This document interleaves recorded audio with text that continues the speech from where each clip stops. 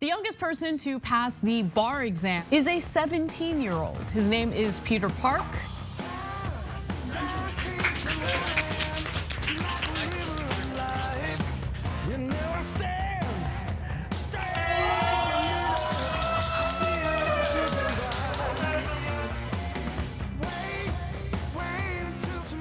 야, 이분 저기 기사를 봤는데 저도요. 이야, 아니 17살에 변호사 시험에 합격을 하고 이게 이야, 너 대단하시다. 아이고 오셨네. 아이고 안녕하세요. 아이고 검사님. 아이고 이거 안녕하세요. 앉으세요. 앉으십시오. 반갑습니다. 앉으십시오. 어서 오세요. 자, 일단 제가 소개를 드리겠습니다. 17세 변호사 시험 합격하셨고요. 18세 미국 최연소 검사가 된 한인 청년입니다. 우리 피터 박. 예. 안녕하세요. 자기 소개를 좀 해주세요. 네, 저는 캘리포니아에서 검사로 일하고 있는 피터 파크 박창희라고 합니다. 아. 네, 안녕하세요. 아니 근데 지금 현재 18살이신 거죠? 네, 그럼 몇 년생이신 거예요? 2005년생이에요. 2005년생. 네. 와. 아니 이게 현재 그 미국 캘리포니아에서 최연소 검사로 지금 근무 네, 중이라고요? 그렇죠, 네. 아. 이게 그러니까 시험을 볼 수 있는 나이가 언제부터예요? 캘리포니아는 그러니까 주마다 제도가 달라요. 달라요. 그래서 캘리포니아는 나이 제한이 없어요. 그래서 언제나 볼 수 있는 시험이에요. 누구나 볼 수 있군요. 네, 근데 러스쿨을 가야지만 볼 수 있는 그렇죠. 시험이에요. 네. 그러니까 그 로스쿨을 졸업을 한 분은 누구나 변호사 시험을 볼 수 있군요. 네. 아니 지금 10대가 변호사 시험을 보고 임용된 게 혹시 피터박 말고도 다른 분도 10대의 뭐 변호사나 검사가 되신 분이 있어요? 네, 미국 전체를 보면 플로리다에서 16살에 16살이요? 러스쿨 졸업하고 17살에 합격한 사람이 또 있어요. 16살에 로스쿨을 졸업을 했어요? 네, 저는 17살에 했어요. 그래서 아니 근데 이게 미국만 가능한 건지 우리도 좀 우리나라는 궁금해가지고 어떤지가 좀 궁금하네요. 우리나라도 어떨지 한번 저희가 좀 알아봤거든요. 근데 우리나라도 이론상으로는 미성년자이신 분들이 변호사 자격증을 취득하는 게 가능하대요. 그렇지만 현실적으로는 이게 쉽지 사실 않다. 쉽지 않다. 근데 요즘에 가능하다는 거죠. 일단 가능은 해요. 네, 어렵지만 그러니까 가능하다는 거죠. 어렵고 까다롭지만 어찌됐든 해보면은 될 수는 있는 방법이 있대요. 이 방송을 보시면은 이게 참 저희가 느끼는 이게 참 저분은 어떤 분일까라는 생각이 좀 많이 드실 것 같은데 이게 심지어 13살 때 로스쿨 입학을 위해서 대학교 수준의 그러니까 문제를 풀고 이게 좀 힘들진 않았습니까? 러스쿨을 이렇게 가려면 배추럴스 디그리 없으면 클랩 테스트라는 거를 봐야 돼요. 컬리지하고 예, 대학 예. 시험을. 그러니까 한 5개를 보면 18학점이 돼서 그거를 봐야 되는데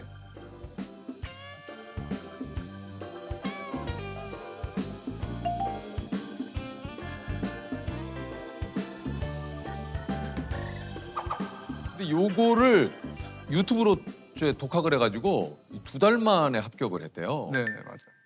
러스쿨 가기 전에 그걸 봐야 돼서 공부를 하는데 처음에는 제가 공부를 어떻게 하는지 몰라서 교과서를 인터넷에 찾아서 제일 처음 서브젝트는 마케팅을 공부했어요. 한 달 동안. 그래서 시험을 봤는데 한 달 공부 안 해도 되겠구나 이렇게 해서 나머지 4과목은 한 일주일 정도 공부하고 시험을 봤어요. 그래서 한 총 2달, 3달 걸려서 제가 이제 러스쿨을 들어가게 된 거예요. 이 정도면 이게 천재 아닙니까? 이게? 아니 그렇게 어려운 시험은 아니었어요. 안 그럴 것 같은데. 이게 아유 참. 아유 조셉 뭐 얘기 좀 해봐요. 뭐 얘기를 못 하겠어요. 아니 근데 어쨌든 이게 로스쿨이라는 곳이 이게 입학하는 것도 어렵지만 졸업하기는 더 어렵다 그래요. 와, 근데 거기에 더불어 거기 또 학비가 미국은 비싸지 않습니까? 네. 미국은 학비가 되게 비싸요. 빚이 한 10만 불, 20만 불 이렇게 있는 사람들이 많아요. 그래요. 근데 저는 이렇게 대학을 스킵하고 러스쿨을 온라인으로 인터넷으로 하니까 학비가 총 4년이 한 15,000불 정도 나왔어요. 그래요? 네, 그래서 온라인으로 다녔어요? 네, 그래서 그냥 집에서 혼자 공부한 거예요. 독학으로. 네, 책 보면서. 아니 어디 학원도 안 다녔어요? 네, 컬레스판던스 스터디라고 학교에서는 이제 큰 틀은 가이드는 줍니다. 이제 뭐 숙제도 조금 내주고요. 그리고 중간고사, 기말고사도 보게 하고 하는데 매일매일 얼마나 자기가 공부할지는 자기가 정하는 건데 양이 한 2시간 반 정도는 꼭 4년 동안 해야지 전체 분량이 소화가 돼서 피러는 하루에 2시간만씩 꼭 학교를 다녀와서 2시간 반을 공부를 하고 그런 식으로 했습니다. 그러니까 4년 이렇게 러스쿨 공부했는데 2년을 고등학교 같이 다녔고 그다음에 고등학교를 일찍 졸업해서 나머지 2년을 그냥 집에서 공부를 한 거예요.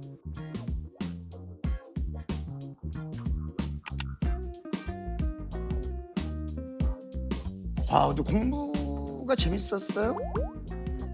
공부가 재밌어서 하는 사람이 맞아요. 뭐 세상에는 있겠죠.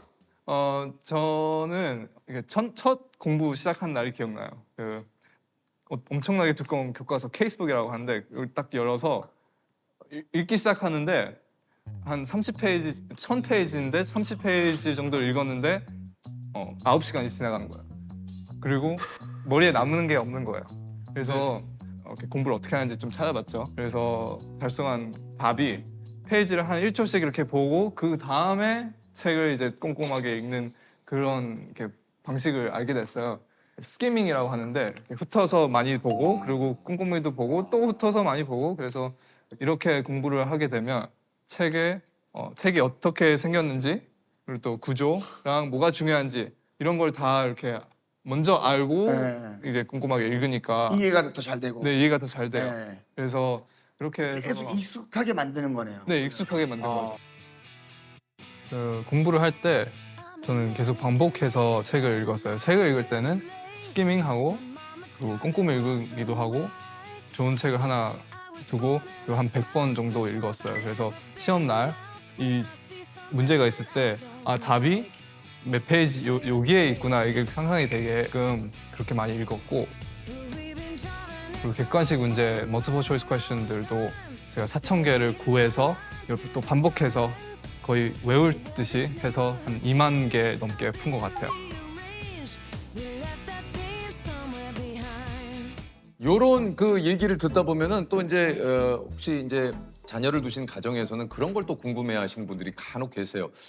학습 분위기를 집안 분위기에서부터 좀 만든다라는 분들도 계시고 뭐 여러 가지가 있잖아요. 혹시 좀 어떻습니까? 대개는 TV 같은 것도 없을 것 같은 느낌이에요. 그 저희 집이 특별한 게 공부방을 만들었어요. 네, 지금은 이제 피터 그 직장 때문에 저희 가족이 다 지금 이사 왔는데 네, 그 전에 집에서는 공부방을 하려니까 저희 부부가 쓰는 방을 애들한테 내줘야겠더라고요. 그래서 그 애 넷이 한꺼번에 같이 공부할 수 있게 그렇게 꾸며줬더니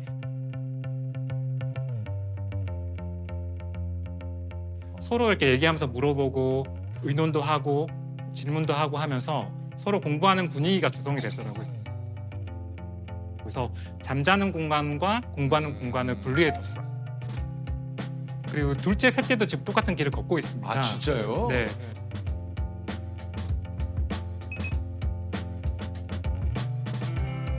가온이 그 탑다운이라고 하는데요. 네, 그러니까 이게 바로 저의 성공의 비밀이에요. 탑다운이 위에서 내려온 뭐 이런 뜻 아닙니까? 탑 다운이라는 게 그러니까 목표를 세워놓고 이 목표가 이미 이루어졌다는 걸 믿고 노력을 하면 그게 달성이 된다. 현실이 된다. 현실이 된다라는 말인데 목표를 딱 세워놓고 이게 이루어졌다. 이미 그냥 믿는 거예요. 그리고 또 이루어졌을 때 어떨지 상상하고 그리고 목표를 적어놓고 그래서 공부방에 잘 보이는데 제가 bar pass라고 적어놨어요. 그러니까 변호사 시험 합격. 그냥 이렇게 잘 보이는데 적어놨어요. 그러면 매일 이렇게 들어갈 때 그게 보이잖아요.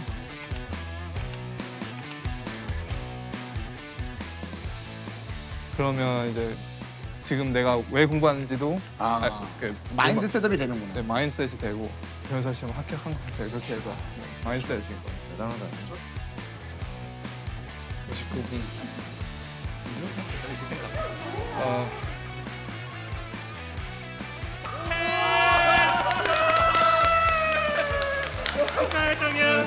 제가 공부할 때 항상 상상하던 모멘트예요. 그러니까 그래요? 가족들이랑 함께 변호사 시험 합격 결과를 딱 보고 기뻐하는 모습을 제가 계속 그냥 상상하면서 공부를 해서 그로 통해서 또 동기부여가 부여가 되고, 되고. 네, 제가 상상한 대로 그대로 이루어진 거죠. 그러니까 너무 기분이 좋죠. 아 이거 좀 뭐 집안 뭐 파티 좀 했습니까? 합격 파티? 네, 뭐 맛있는 것도 먹고. 네. 그 창희가 또 첫 월급 탔을 때 저희 가족 다 같이 레스토랑에 가서 또 식사도 같이 하고 창희가. 아, 처음.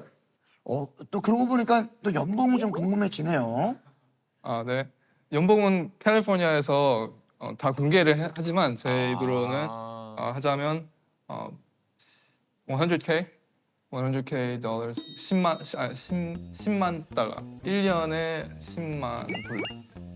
야 이게 10대에 이게 참 뭐 그래도 참자. Congratulations. 아, 네, 감사합니다. 네. 그러면 검사님이면은 거의 1년 내내 일을 하시는 거죠? 네, 네. 주 며칠 근무예요? 5일 일해요. 5일이래요. 그리고 8시부터 5시까지. 8 to 5. 네, 8 to 5. 그러면 주말에는 좀 뭐 하면서 쉬어요? 뭐 그 키보드 사업 하면서 쉬고 뭐 사업? 무슨 사업을 했어요? 네, 속기 키보드 아세요? 그러니까 예, 알죠. 빨리 치는 네. 법원에서 이렇게 맞아요. 빨리 치는 사람들이 속기사분들, 속기사분들 계시죠. 있잖아요. 그 사람들이 쓰는 키보드를 제가 배우고 싶었어요. 알아봤는데 이 키보드가 엄청 비싼 거예요. 그래서 한번 만들어 볼 생각이 있었어요. 이렇게 그냥 제가 더 싸게. 그래서 인터넷에 키보드를 어떻게 만드는지 찾아봐서 제가 키보드를 만들어서 속기 키보드를 이렇게 배운 거예요, 스스로.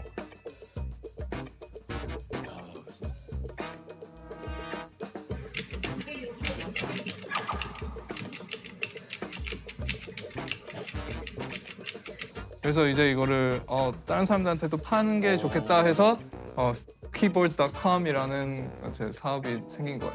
그 어땠습니까? 사업 잘 됐어요? 네, 잘 되고 있어요 지금도. 네.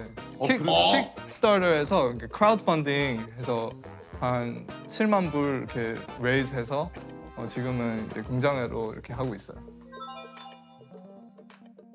야, 이거 사업가시네. 근데 저는 궁금한 게 검사님이 사업돼도 됩니까? 네, 그것도 제가 물어봤는데 괜찮대요. 괜찮대요? 네. 이게 진짜 이게? 진짜 뭐 어우밖에 안 나오네 오늘. 와우. 아니 그 좀 주로 어떤 사건을 좀 맡으십니까? 처음 6개월은 제가 경범죄 이렇게 뭐 마약, 음주운전 이런 거를 담당했지만 7월부터 제가 이제 felony로 중범죄로 올라갔어요. 그래서 felony랑 white collar crime 이렇게 높은 자리에서 돈을 뺏는 그런 범죄를 지금 맡고 있어요. 네. 그 좀 최근에 맡았던 사건 중에 좀 기억에 남는 사건이 좀 있습니까? 네, 최근에 한 재판이 있는데 그 음주운전 한 30대 남성이 음주운전해서 길거리 차를 받고 도망을 간 사건이에요. 뺑소니고. 네, 뺑소니 네. 거죠. 증인들이 이 피고인의 여자친구랑 아버지를 해서 거짓말을 할 거를 예상하고 제가 불렀는데 그 당시에 그 사람들이 경찰한테 한 말을 이용을 해서 이 사람이 거짓말한 거를 증명해서 이 사람을 guilty 하다고 제가 유죄를 받아냈군요. 받았어요. 보통 미국이 형량이 막 150년도 있고 네, 200년도 있고 그러지 않습니까?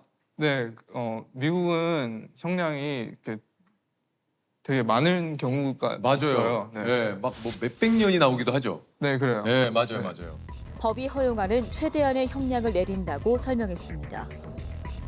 Give me 175 years, which is 2,100 months. 제가 담당한 케이스 중에 제일 오래 갈 수 있는 아직은 진행 중인 케이스 네네. 중 하나가 65년에서 to life, 와. life sentence. 어떤 범죄길래 65년을 받았어요? 그 first degree burglary라고 집에 들어가서 훔치는 거예요. 강도, 러버. 그런 거죠. 네, 주거 침입.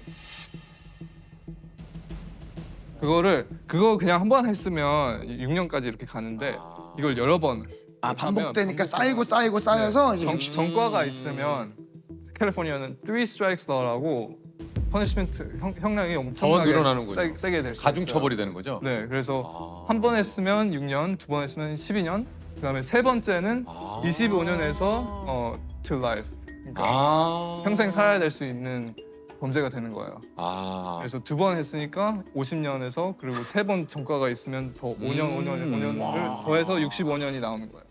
아니 이게 미국이 이제 형벌이 센 그 영미법을 따른다고 합니다. 그러니까 여러 범죄 형량을 더해서 선고를 하고 네. 형량의 제한이 없다면 우리나라는 이제 대륙법에 따라서 가장 큰 죄에 따라 가중 처벌을 하고 예, 가장 긴 형량이 한 50년 정도라고 해요. 아 그렇군요. 네. 아니 진짜 이게 일한 지가 이제 한 10개월 정도 되셨는데 일하면서 점점 뭐 좀 느끼는 것들이 좀 많다고 그래요. 공부한 형법이랑 진짜 현실로 이렇게 적용되는 거랑 좀 차이가 있는 걸 느끼고 있어요. 현실에는 이렇게 그냥 팩트만 있는 게 아니고 이 사람의 나이, 이 사람의 전과, 그리고 피해자의 마음, 그리고 증거 그런 것들을 다 고려해서 뭐가 제일 이렇게 정의로운 건지 고민을 해야 돼서 저는 아직 초벌해서 이런 거에 좀 부족해서 제가 선배 검사님들한테 계속 도움을 받고 있어요. 네, 그러니까 얼마 전에 저한테 배당된 케이스가 하나 있었는데 의붓 할아버지가 그 손녀딸 16살 손녀딸 옷장에 카메라를 숨겨놔서 옷 갈아입는 거를 이렇게 찍은 거예요. 그리고 또 한 번 한 게 아니고 여러 번 했대요. 1년 동안 여러 번 하고 변태적인 의도를 가졌다고 직접 얘기를 했어요. 그 피고인이. 또 피해자가 제 나이랑 똑같거든요. 그래서 더 공감이 되고 정의가 진짜 실현되면 좋겠다라는 마음이 들었어요. 검사는 피해자 옆에 서서 피해자의 목소리가 돼주고 피해자의 위로가 된다는 말이 있어요. 그걸 제가 계속 기억을 하고 잊지 않으려고 해요. 정의에 대해 이런 계속 고민을 하고 있어요. 정의가 뭔지.